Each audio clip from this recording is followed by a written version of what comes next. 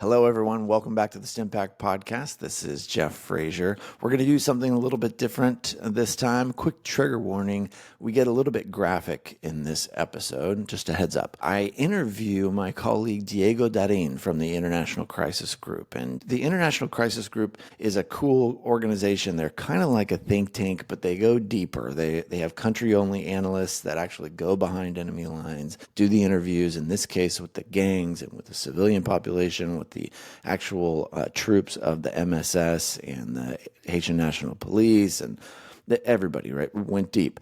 And then he reported to a Haiti working group that I'm a part of.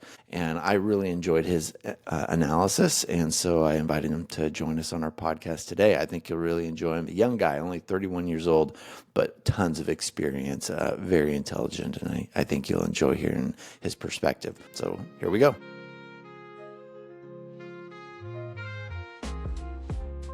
All right. Welcome, everybody. The one and only Diego Da Rin has joined us. Did I pronounce that okay? Yeah, it's whatever. You say it for me. You say it for me. Say me your full name for me. Diego Da Rin. That's Spanish. I thought it was a French derivative. Well, actually, it's Italian. Oh, it's Italian. There we go. So you Your roll the name R. is Colombian, and my last name is Italian. Okay. But you speak French, right? Yes. Well, my father is French. My mother is Colombian. I was born and raised in Colombia until I was 19, and then I went to Paris to do my studies. Okay.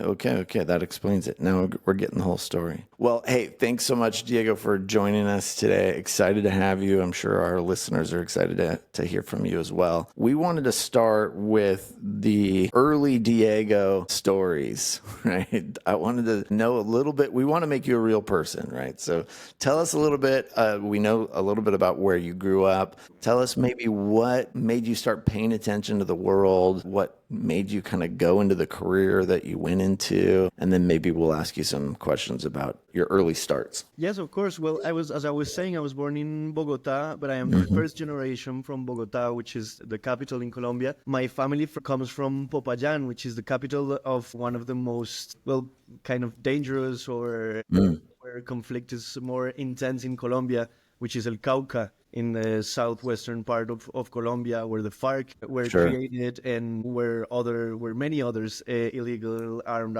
outfits started having roots in the early 60s and 70s. I didn't know what I wanted to do for my studies, but I wanted to do something that would have some impact. And I was always attracted by working in conflict resolution, although my career didn't follow very thoroughly this line, but this was like the issue that interested me more.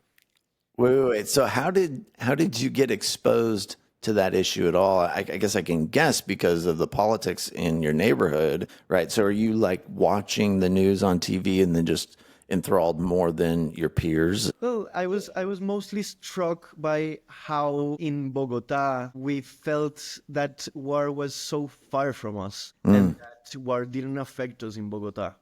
Since the early 2000s, I started keeping a close eye on what President Uribe did during his 2 mandates, which was his iron fist policies against the guerrillas in Colombia. And I was really interested on how, my family was an Uribista because they wanted for somebody to have to regain control over the country. Yeah. But I started understanding that there was a lot of issues about the policies that his security first was having as consequences in rural communities that were stigmatized and many times understood as collaborating with the guerrillas. And that's how I started being interested in that, but mostly about the Colombian conflicts. What ages are we talking here? Well, since I am 31 years old, and this was when I was in school, so about 10, 12 years old. Wow. Okay. I'm sure too. I'm thinking about my 10-year-old son who is focused on March Madness basketball tournament right now, right? He's not paying attention to the FARC. Okay, so awesome. Thanks for sharing. Tell us a little bit about early career, right? So like we know a little bit about what piqued your interest and got you globally minded, and the fact that at a young age you even knew what conflict resolution was on a global foreign policy scale. That's just awesome, especially since I'm learning most of that as a grown, wrinkly adult, right? But tell us a little bit about early career, right? You start to jump in, maybe first job. Yeah, well, it was kind of chaotic because I started, as I was saying, law school in Colombia. What interested mostly to me it was doing research, investigation. And I wanted to become a journalist. I started doing philosophy. Then I rejoined law school and I was doing philosophy and law. And then for my master's, I did like a master's that is like social sciences for Latin America, but with a major that was history. And we were focused mostly on contemporary history of Latin America. Cool, cool. So you start to get intrigued at this kind of conflict area journalism idea, investigations, research. Tell us a little bit about your first dabblings in there, maybe some of your first scars. Well, I was doing, and it was actually like my first actual job. I was doing research in El Cauca, in this department where my family comes from, intellectuals that were engaged in social movements during the 60s that were trying to convince some social movements, indigenous and peasant communities, not to get engaged in armed revolution direction, rather on What social. years are we talking about here? When are you doing this work? This was in 2018, 2017, 2018. I was doing my Okay. field work there, and I Yeah. didn't want to return to Paris Right. because I didn't like it very much. So Okay. I looked for a job, and I started working as a journalist for a local media outlet that is called La Silla Vacía, that does was during the political campaign, during the presidential campaign, in which current President Petro lost the campaign to the right wing candidate Ivan Duque. And I was working in the journal during that, in this newspaper for a year, but mostly focusing on what we called at the time in Colombia post-conflict issues, because the had reached an agreement with the FARC in 2006. After that, people were calling it not conflict but post-conflict policies, although the Okay. conflict was still raging as it still rages in Colombia today. Sure. Sure. Okay. Awesome. So now tell me about your jump into the crisis group. Well, when I was thinking about doing a thesis PhD, but I wanted to do something that wouldn't be just on a shelf, that maybe in 20 or 30 years from now somebody would read it, and I wanted to do something that had some impact. While I was studying in Paris, I was also engaged in I was a film programmer, and I was working in doing in movies with some friends of mine who do that. And I was wondering if I would jump into documentary filmmaking. And I was like looking for jobs in investigation within organizations that wanted to have a like direct impact in conflicts, or working. I was working on two possible movies, and I was trying to find funds and like grants to do this. But then there was this vacancy at Crisis Group, and they were looking for a research assistant in the Latin America program. And this was 6 months after the assassination of President Jovenel Moïse. And I Okay. was the only one who spoke French in the team. So they asked me, "Do you know something about Haiti?" And I was, well, I did some contemporary history of Latin America, so I'm familiar with the revolutionary process, the process of independence, but not so much about current affairs. And my boss, Renata Segura, just gave me an in-depth course of an hour and a half about all that she had learned in the years she has been working on Haiti. And that was the start, and I was completely obsessed since the first day. I started trying to understand some things, I started learning Creole since the start. And it is such an amazing country. And with so many, it is intellectually challenging. It's so difficult to understand all these overlapping crises. All the individuals that are involved, the private sector, politicians, armed groups, their connections between them and with people not only in Haiti but in other countries. And since the start, I thought that it was a country that I would be interested in in the years to come. And so I was first a research assistant, then I was consultant, and I'm an analyst in crisis group. Well, but only focusing on Haiti. And I'm sure that's plenty of work. Yeah. That's good. So tell us a little bit about what Crisis Group does and why you get to be a full-time analyst on Haiti. Well, and this is kind of one of the main characteristics that what we stand for. Many organizations do like reports or on cross-cutting themes in different countries, but we have analysts that are only focused in a country or in a region of a country. Very in-depth analysis of one specific country, and we try to always be on the ground. In Haiti, it is difficult for me to be there. We don't have the budget for me to have a full security for a full year, so I go in and out of Haiti. And the idea of Crisis Group is to, of course, produce reports, analysis, but mostly to produce like this in-depth analysis and very up-to-date information about a specific country, and do recommendations, give like actionable recommendations to key local or international players that could have some weight in terms of changing policy to resolve conflict or reduce violence. Excellent. Let's then segue into your work a little bit. Tell me about back in, I guess it was probably 2022. Yeah, probably 2022, when everyone was talking about this MSS and debating it a bit. Tell me about what your thoughts were looking forward into the MSS. And so at the UN, people started talking about that there was huge reluctance, not only from the Secretary General, but other countries as China and Russia to again approve another peacekeeping operation after MINUSTA that was in Haiti between 2004 and 2017. Which for our listeners, that MINUSTA is a UN general mission. So you get UN troops come in. It's big. It was 20 years or 17 years, something like that. Big mission. Yeah, it was, so that's an acronym, MINUSTA. I don't even remember what it stands for anymore. Sorry, keep going. Mission de stabilisation de l'ONU is this French acronym. Yeah. It was the mission for stabilization of Haiti that came to Haiti after President Jean-Bertrand Aristide was, well, it is a debate, but was forced in.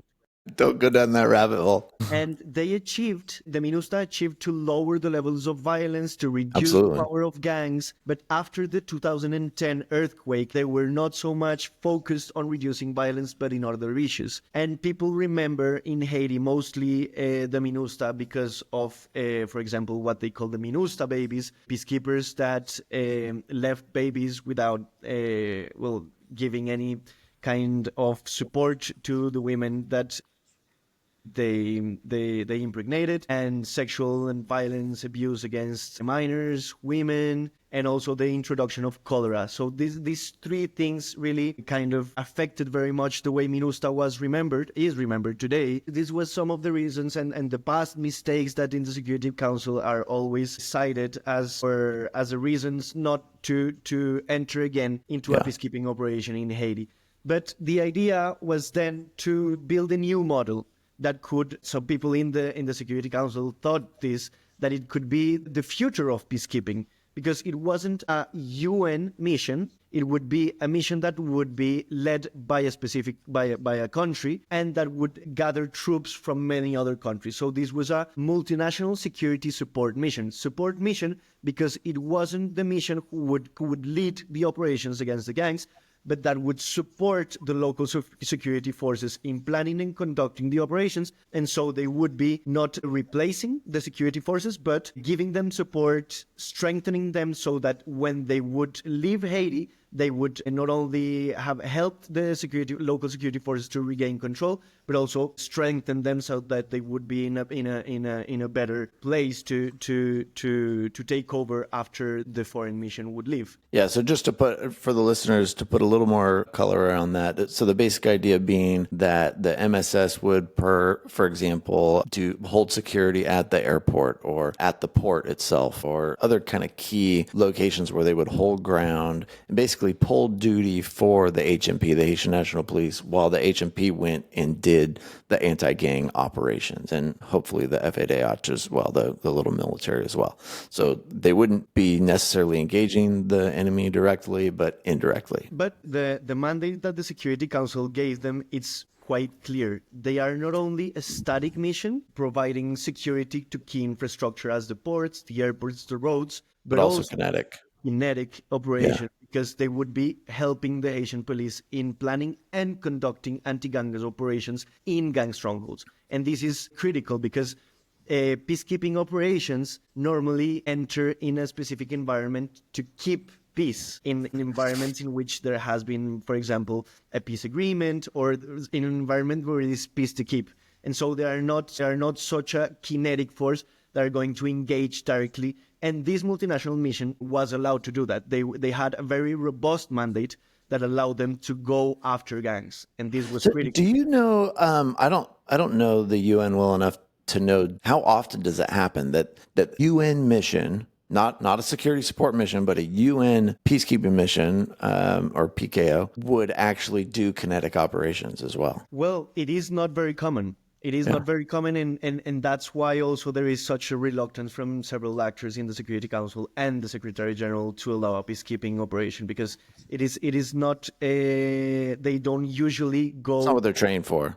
This is like peace enforcement. Yeah. What peacekeeping do is like to keep peace. Achieve it. Yeah. So we're jumping around a little bit. So for the listener, we started talking about 2022 when the country was preparing for this potential MSS. And I'm going to go back and get Diego's perspective on that, see if he can rewind. But he just hinted at an issue today, which is where we have the MSS that's in place, these soldiers that are, I don't know if I can call them soldiers, the troops, officers, soldiers who are in place right now, who are hoping for more help. And a lot of people around the world are hoping that they're going to get that help in the form of a PKO, a peacekeeping operation. So that's blue hats, right, from the UN. They're actual UN soldiers, as opposed to what we have now, which is a UN approved multi-country force, which is a different thing, right? The key difference there being that the money comes from the UN, right, directly. It's a different set of budgets. One of the biggest issues that we've had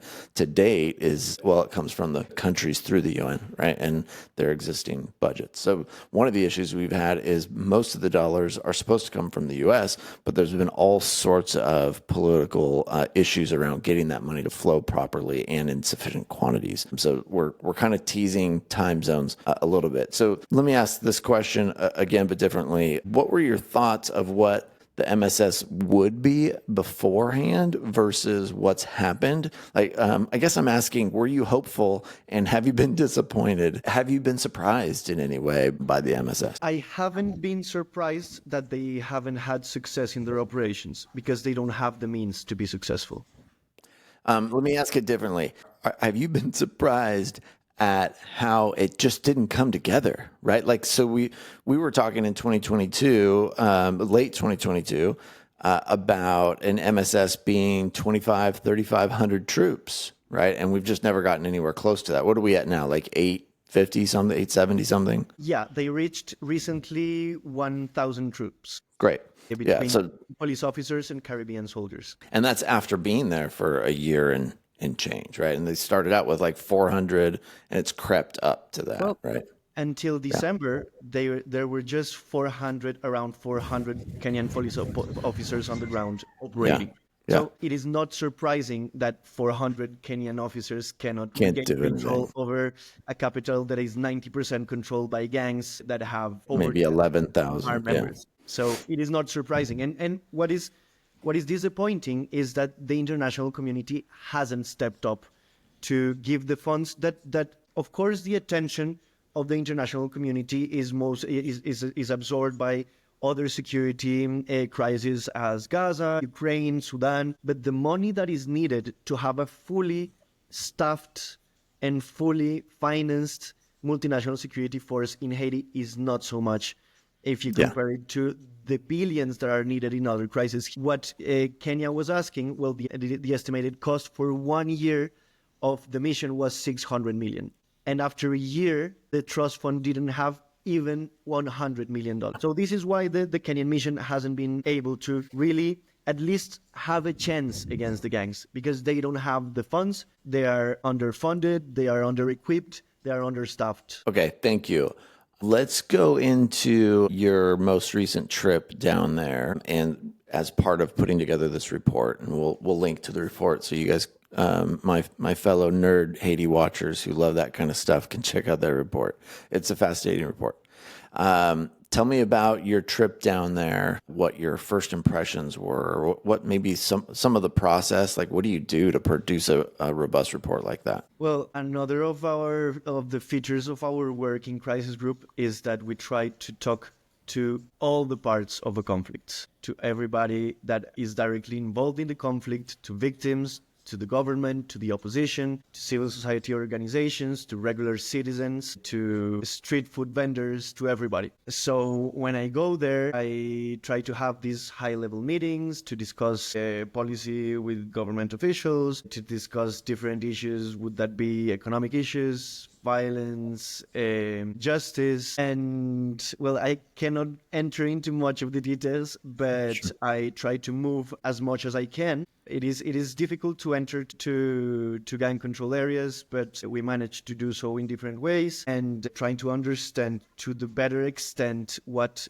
every part in the conflict is looking for, what their objectives are, and how could we gather all this information and produce recommendations to at least reduce violence. Great. Tell me, so I understand the process a little bit. I think we're getting that. Tell me about the emotional side of that, your initial impressions during your trip, some of your first kind of blush reactions. Well, I always say that the most difficult thing is to leave Haiti, to be in that plane and watching Port-au-Prince burn and just know that you can be spared and you can go out and all these people are stuck there in such horrible conditions. And it's not everybody, you know, there are two universes in Port-au-Prince. There is the lower part of the city, which are the slums or middle-class neighborhoods that are the most affected by gangs, because most of the gangs started controlling most of the slums in the coastal part of Port-au-Prince, and they started spreading, going up the hills.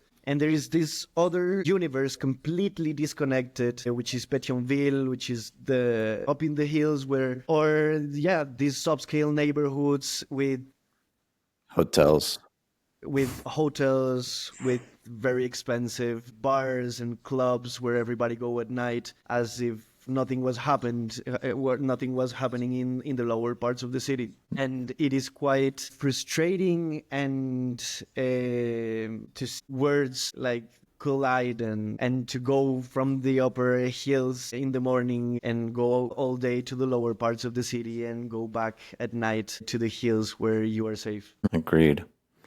Yeah, that is a stark contrast. It is also very difficult to go to talk people who very frequently are risking their lives talking to you, and not to have anything concrete to give them. People always ask me, why should I be speaking to you?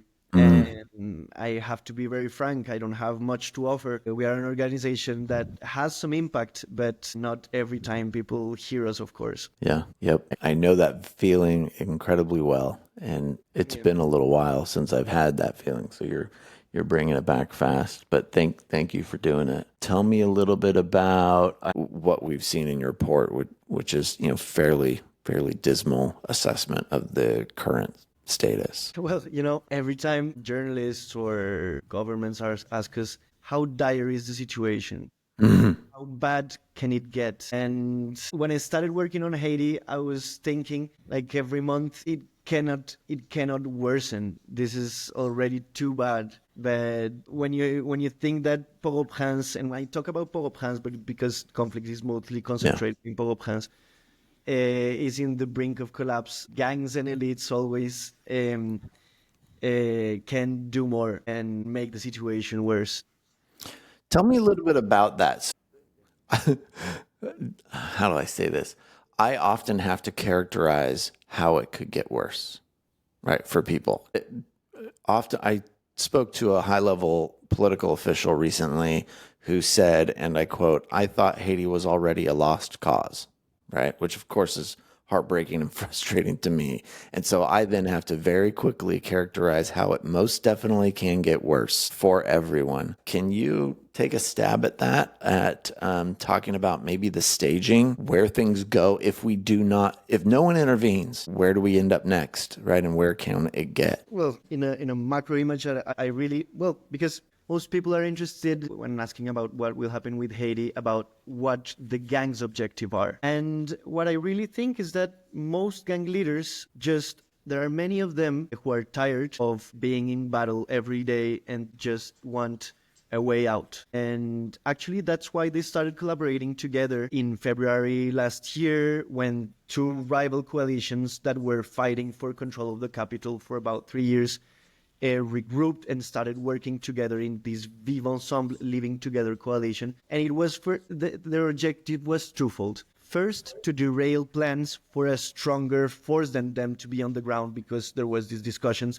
about the deployment of the multinational security mission. And second, to topple the government and to force new authorities to engage in negotiations with them and to achieve an amnesty for all their crimes. Because most of them are tired and don't want to want a different life, even if they want to remain powerful. But they are tired of this life. And so it is hard for me to think that gangs would want at some point to overthrow the government to take power themselves, because they are intelligent people, if they are macabre, but they know that if, for example, Frazier, Barbecue, or Vitelom proclaim themselves president or prime minister, this would force the United States or other countries to have a much more radical reaction to the developments in Haiti. If you have Barbecue president, the US might invade Haiti again. And they know that. So they want to strike a balance, to have maximum military pressure on the authorities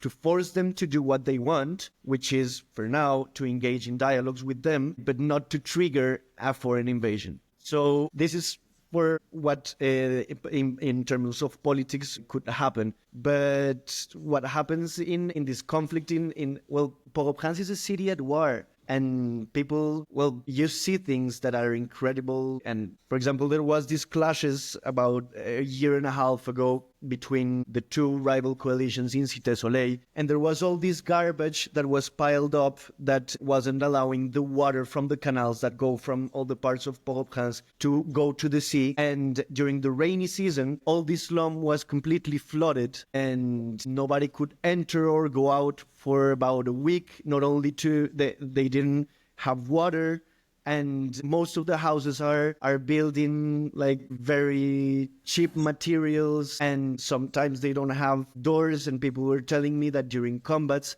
the corpses of the people that were killed were going, as the slum was flooded, through the streets, and sometimes they woke up and there was a corpse that was entering the house. It is things that it's hard to imagine that people are living in Port-au-Prince. And sometimes when we have meetings with internationals that are trying to help and that they don't fully grasp the severity of the situation, I try to give them a reality check, saying some of the things that I see and that I hear that happen in Haiti, that sometimes make them understand how horrible the situation is. I'm with you that yes, it can get a lot worse, but I'm also with you that I look at the gangs on a spectrum or a continuum of wild, lawless, animalistic tendencies, and then on the other end, you've got guys who are a little bit closer to expecting some sort of political influence and power and are trying to behave in a manner that might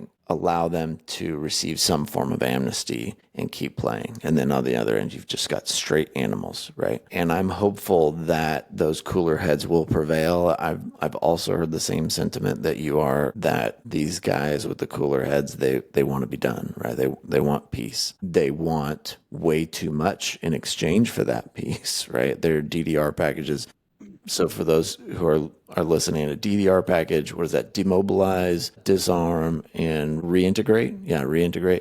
So it's a package that the international community or the Haitian community can together offer to the opposing force in exchange for peace, right? And the level of generosity that you are forced to give these gangs, the opposition force in this case, goes up if the stick you're carrying or the influence, the bargaining strength you have goes down, right? So if you show up with, 30,000 American soldiers, you have all the bargaining strength and you don't have to offer any DDR package. You just show up and kill everybody, right? To be extreme, right? And if the opposite is true and you have no leverage, you have no bargaining strength, then you have to offer a generous DDR package. And right now our situation looks more like that, right? The latter. Diego, what do you think it's going to take from a DDR package standpoint if nothing changes, right? We stay in this situation where the gangs clearly can take territory at will, right? If they decide to move forward, they can, right? Depending on how dedicated they are to wanting to do that. Just about every territory. There are some territories high in the hill that have enough money to buy ammunition and they have weapons of their own and they can defend them pretty well. In fact, those guys at the top of the hill in Kenskoff area are doing a pretty good job right now, right on their own. And so, but the fact that they can essentially take things as will if they want to puts us in a situation where the existing Haitian leadership has to confront the idea that they may have to just make a deal. And what do you think that looks like under the current leverage? No, I think that the international community has not been standing idly as the situation worsens. They have been talking about the multinational security mission, but they haven't rallied support or the sufficient funds for it to be fully functional. But if the situation, when there will be a threshold that will be crossed, by that I mean, I don't know, something that will make like huge headlines in international media, as for example, the government being forced to relocate from Port-au-Prince to Cap-Haïtien or another city, then the international community will have to do something. And there won't be Haitians are extremely opposed to any deal with gangs currently. Extremely opposed, because these are gangs that have killed and burned people alive in the streets, dismembered people, kidnapped, demobilized over 1 million people. So Haitians are not ready now to hear about negotiations with the gangs. And mostly because most of these armed groups were created by politicians. So before having a tangible change in security and symbolic victories against the gangs, Haitians won't be ready to hear about DDR, about dismantling, about dialogues to demobilize. And what people will need at some point, if there are successes in terms of security against the gangs, is that any dialogue with gangs will put the victims in the center of the process. That if there is not just retributive justice against the gangs, there will be truth. For example, that gang leaders will tell how the gangs were created, which were and how their links to the elites, to the political and economic elites evolved over time, how they access weapons that are illegally trafficked from the United States and other countries. So people will need like a serious process that would engage reparation for victims, truth, and also some justice for all the crimes that have been committed by the gangs. But it is important to remember that most of these groups were created and controlled by the elites to serve their own interests. So the barbecue is just the top of the iceberg. It is extremely important to know that just by killing gang members, you won't solve the gang problems or the problem of violence in Haiti. There are people who know very well the country, who have been, Haitians that have been studying violence and politics for years, decades, that tell me the central problem in Haiti is corruption and impunity. So it is not only by going after gang members with a security mission that you will be able to resolve Haiti's problems. Of course, it is the first step now that gangs control almost all the capital and that are able to paralyze the country anytime they want. But to have a long-term solution, you will need to completely sever the links that the elites have with illegal armed groups. And this is a crucial thing. Great. And maybe we can close with this line of questioning. So the notion that actually, let me contend against one point that you made. You said that the people are not ready for peace, right? Because they're not ready for any sort of DDR package or anything that looks like that. And of course, that's true broadly, right? But as you know, Haiti is not one thing, and nobody is of one mind. And I do believe there are some neighborhoods who have a relationship with their gang or their gang leadership where there is a desire for peace and some sort of civility. They want peace enough, and they believe their bad guys are not so bad that they can't figure something out, right? So there are some neighborhoods that fit that description, and many neighborhoods that do not. That's the Bois-Calais side, right? The Bois-Calais are ready to burn their gangs, right? And they wouldn't put up with DDR for nothing unless it involves a tire fire, right? So if that's the case, right, we have Haiti is not all one thing. Let me segue into a question. What are your thoughts on, and I think this was actually in your report, on alternative approaches to elections of some sort, right? How can we get the political process to move forward in a disaggregated way? Yes, it's unrealistic to have national elections now because there are many neighborhoods where you couldn't possibly have sufficient amount of voter turnout to consider that legal representation. And so what do we do, right?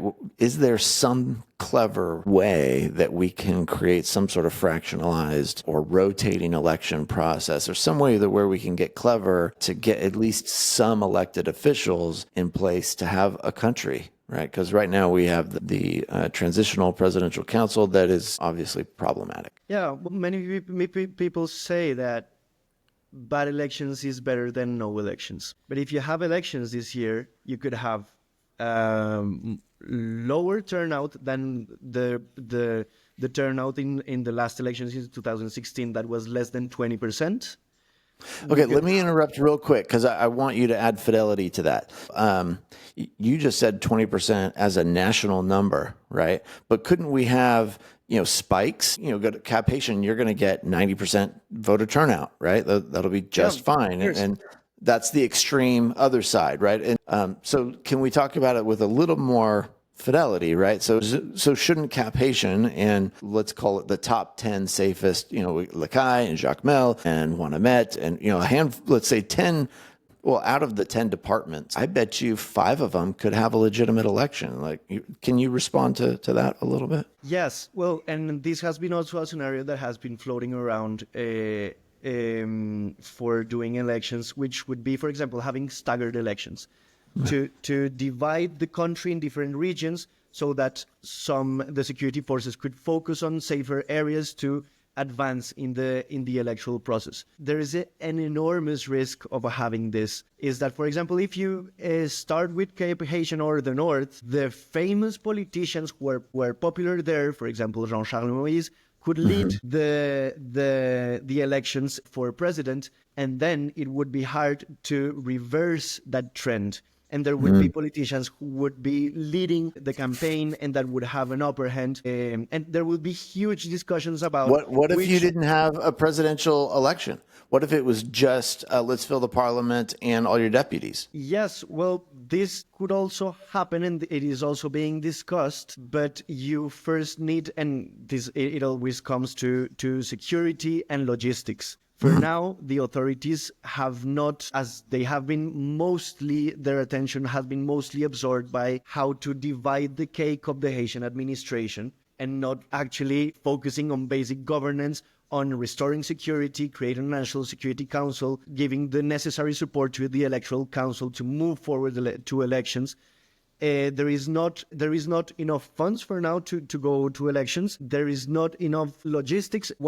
All the votes are counted in Port-au-Prince currently. This is the system. So you need to transport them. Before it was the MINUSTA, the peacekeeping operation, that was doing that, helping to transport and secure all the votes that were gathered and transported to Port-au-Prince. Now the gangs control all the access to the roads that communicate both to the rest of the country. The airport is closed. So you need a minimum security threshold. The problem is that politicians have their eyes on elections, and this is preventing them from focusing on the main issue that Haitians want them to focus on, which is security. The majority of Haitians that I interviewed for this report that is mostly assessing how the government has advanced with its priorities, were telling me, I don't mind if I have to go to vote in 2 or 3 years. What I want is to have security. What I want is not to be raped or killed while I'm going to buy some milk. And this is what the country, what the government should be focusing on, is on restoring security. And what we recommend is for the Haitian government to establish a security threshold in which they could move forward to organize elections. Because before having a minimum security level, what will happen is that gangs could penetrate the Haitian administration to an unprecedented level.